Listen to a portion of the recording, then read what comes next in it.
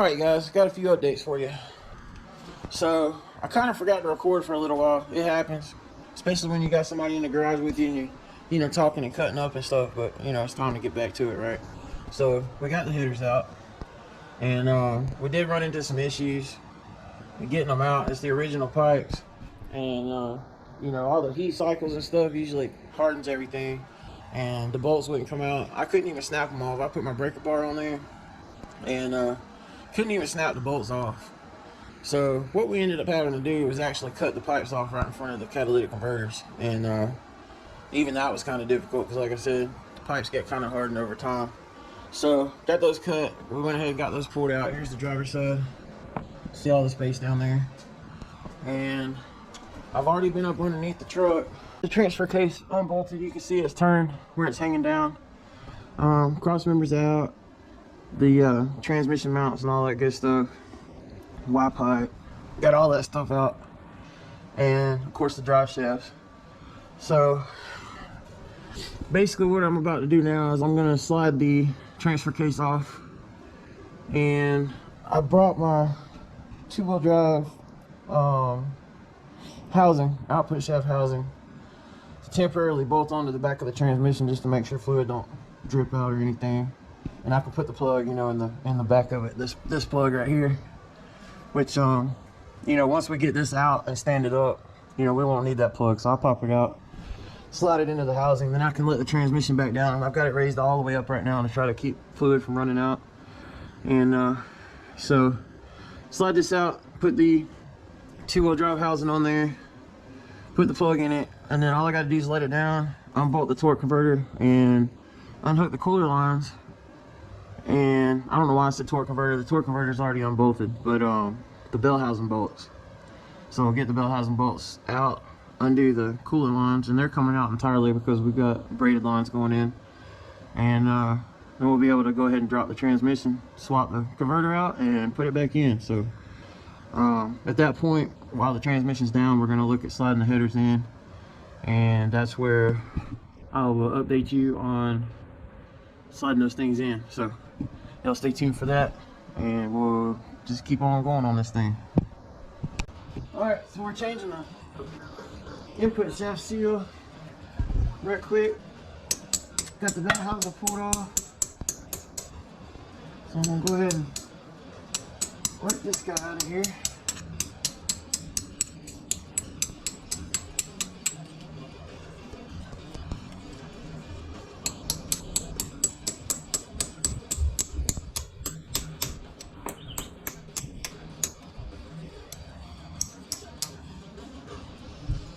Almost got it.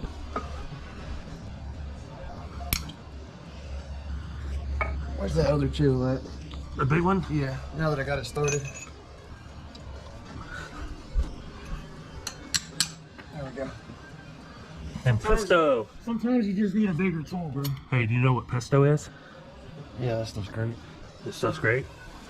I'm not talking about like the food stuff. Where's the new seal? I think it's, you know what it is? It's a magician with a hair list. Pesto! Pesto! Yeah, you're right. He's definitely not right. Alright. So we're getting ready to put the new shaft seal in that somebody's about to hand me.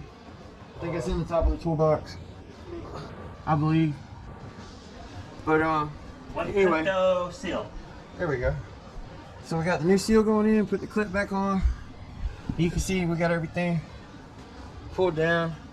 Got this really nice cross member under here. He paid me $15 to mention that, so there you go. There's this beautiful red cross member. Alright, I mentioned it. Hold on, I'm not camera ready.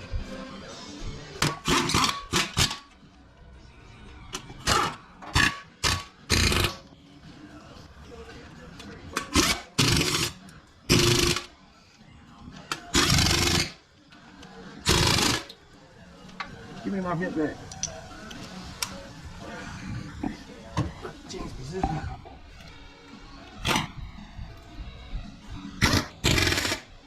Come on now.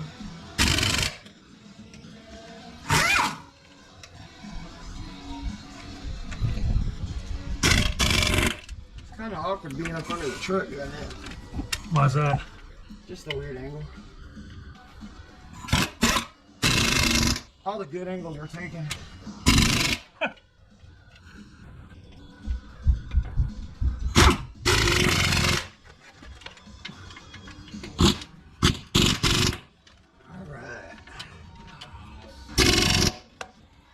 Alright, so we're good there. Still feels good on the shaft right there. It says it feels good? Yeah. That's what she said. It's real nice. It's nice and soft. It's real nice. Highlander. It's an amazing movie.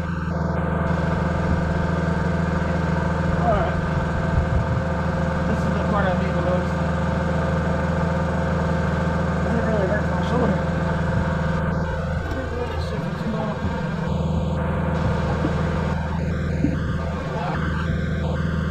Alright, now we got the classic 3 clicks. There's 1, 2.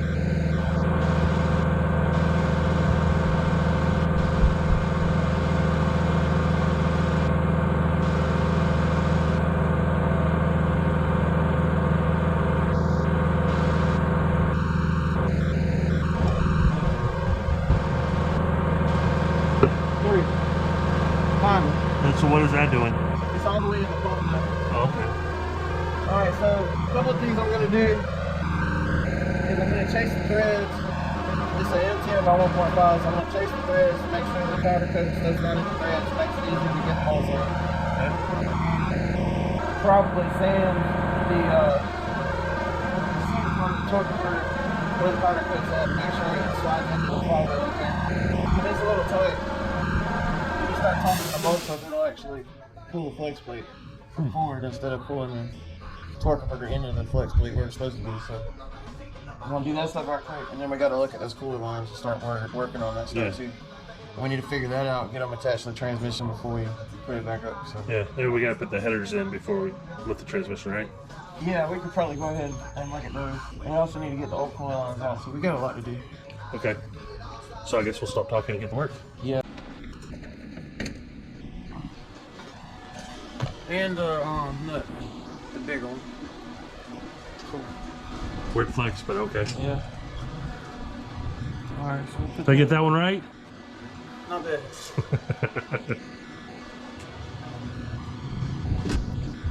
If I can get that right. Let's see. Wire's good. Gas is on. I hate running this out of car.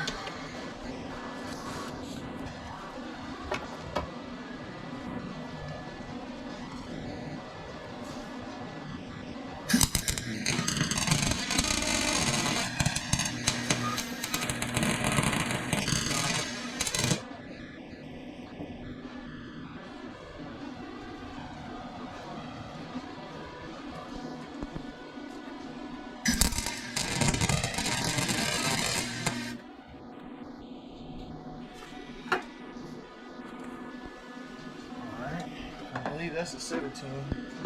How's that turn out? So, there's nothing caught on fire.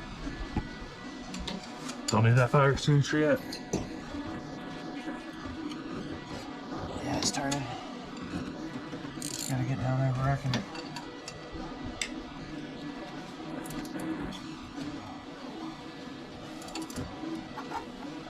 Yeah, buddy.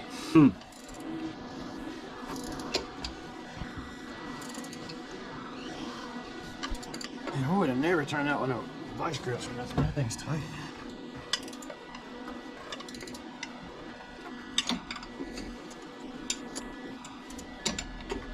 Got all these sticking lines everywhere. Got a little Trailblazers. Yeah, I tried to grab it while you're inside with channel locks. Yeah. Nothing. Oh, you know where that airbox is at? Is it right there? I see the saw. Oh, here it is. Yeah, it's gonna take forever to get that bolt out. Here we go.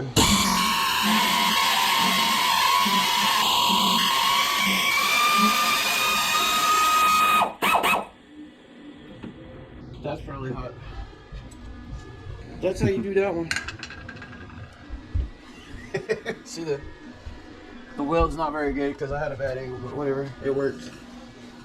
Just got to make sure you grind the head of the stud or whatever sticking out of the head, where it's nice and clean metal so it sticks good, you know. Even on the ones that are kind of recessed a little bit, you gotta like take a drill bit and kind of like drill into it a little bit to get a nice clean metal on there. Then you can get some good heat on it and weld it together. So, passenger side is all clear, so we can slide a header in there.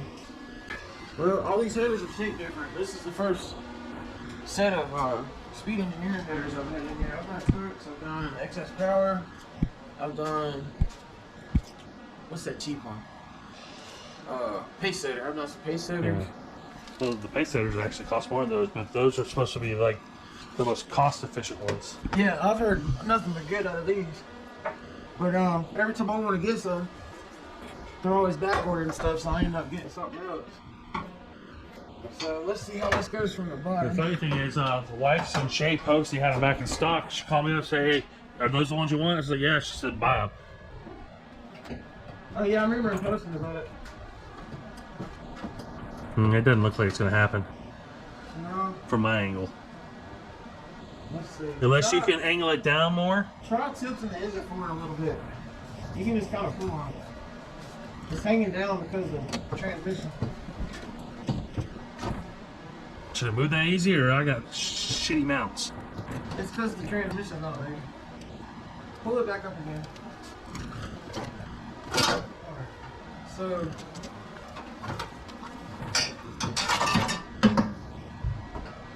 it's hitting too much stuff down here.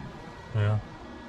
And so if we can push this AC line over a little bit, we should be able to slide it right down in there. That's going to be our best shot, because I've always, every set of headers I've ever done on a Trailblazer, I've always put the passenger side in from the top. Yeah. And I've heard a lot of people say it possibly hits right here on this thing.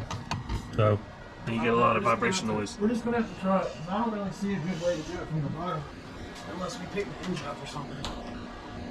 So, and that'll be a pain in the ass to do because the all-wheel drive shit's in the way. Alright guys, so we got the passenger header installed.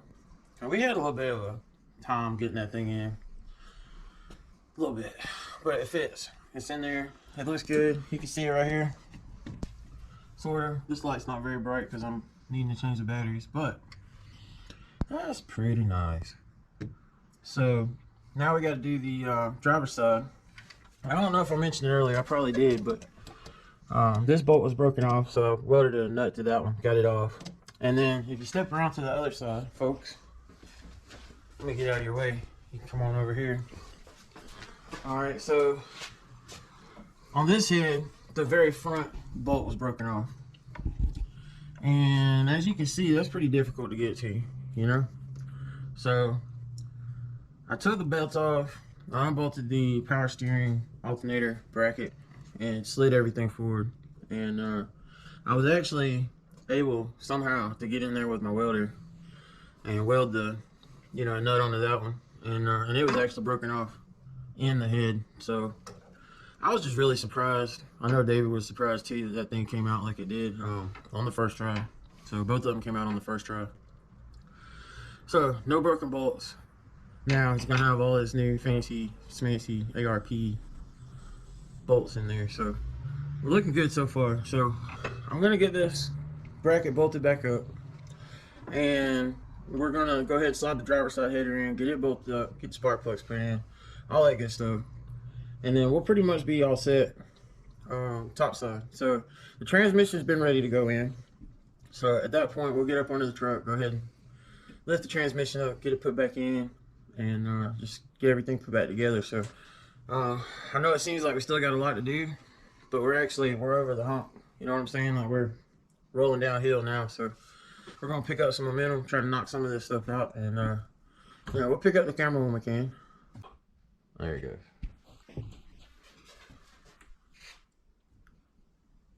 I don't know what to do with my hands. That's weird flex, but okay.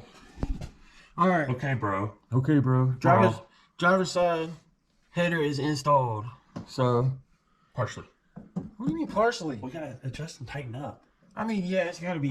I tell that to him. It's gotta be. It's gotta be tore That down. out. But if you know my calculations are correct, it's installed Okay. technically.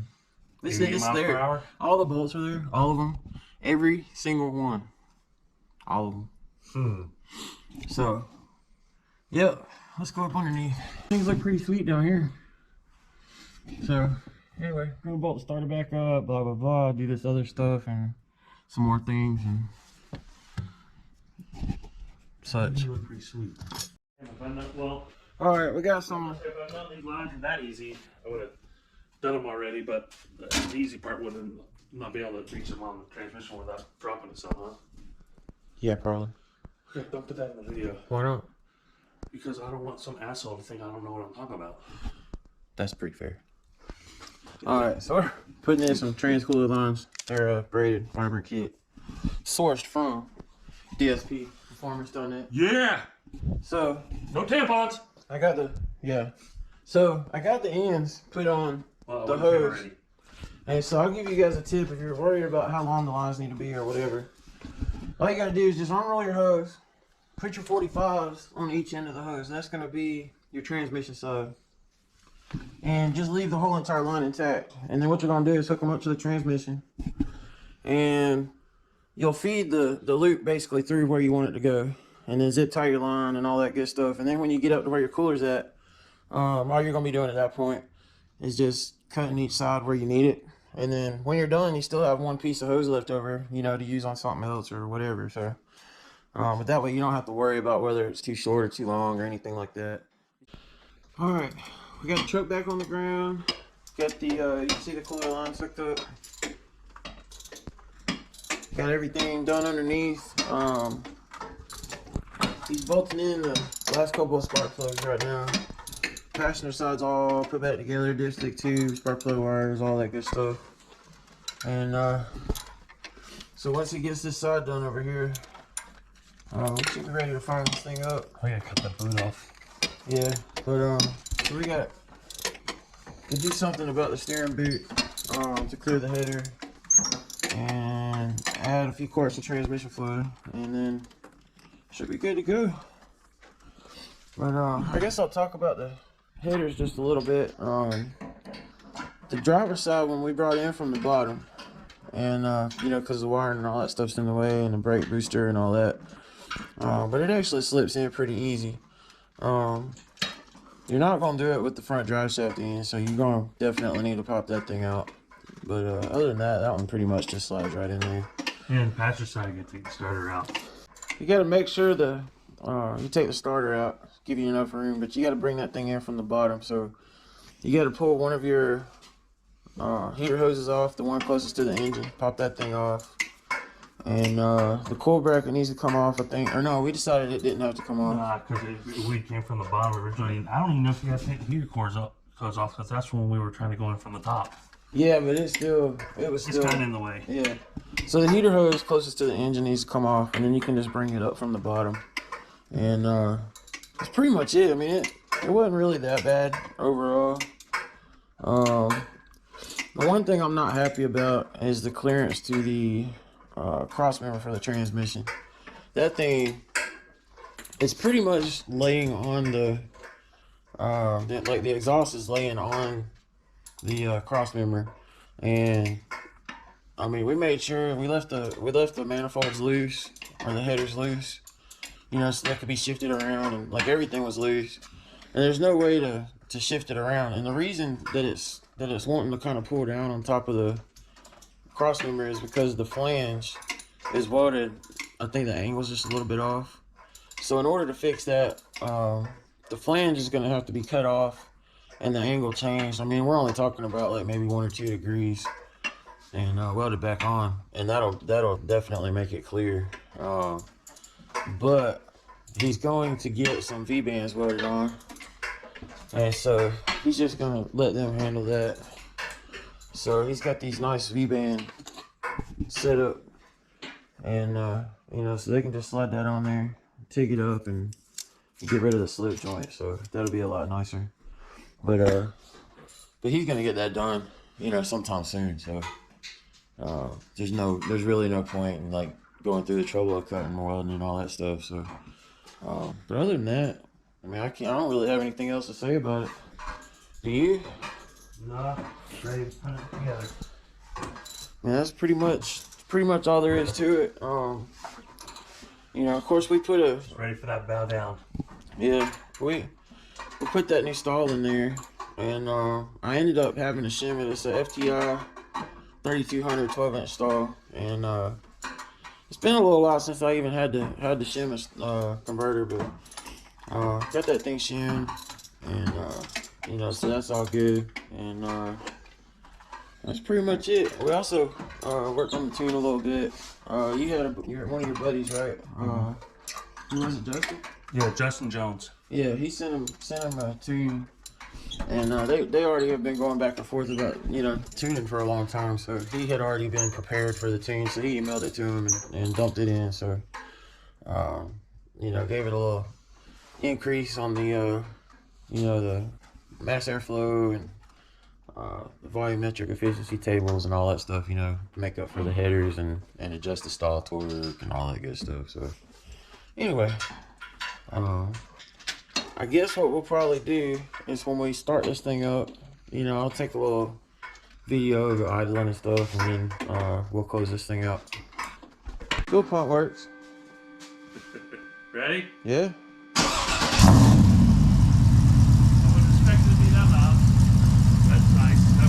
Oh, that sounds good. I like that little snap when it starts. It's all that air sucking into the 4-inch. I heard a 4-inch. It's about the same, a little bit louder than Black Widow.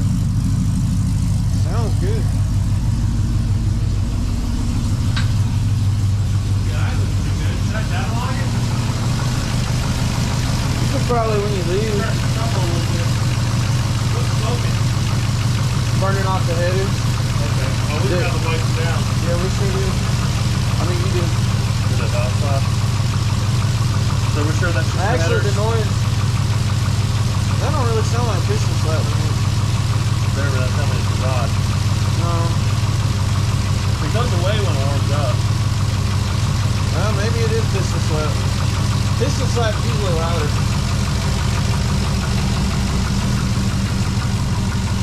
I don't know if that's a cross link or the vibrating against that cross.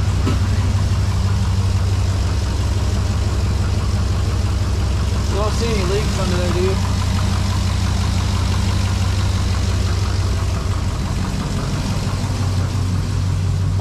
Well, we got a little bit of work to do with the tune probably real quick, and then he'll be ready to get the heck out of here.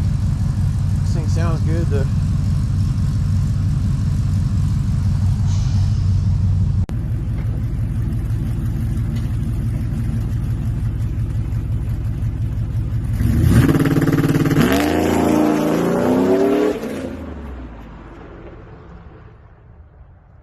We'll get him a Burger King crown on the way.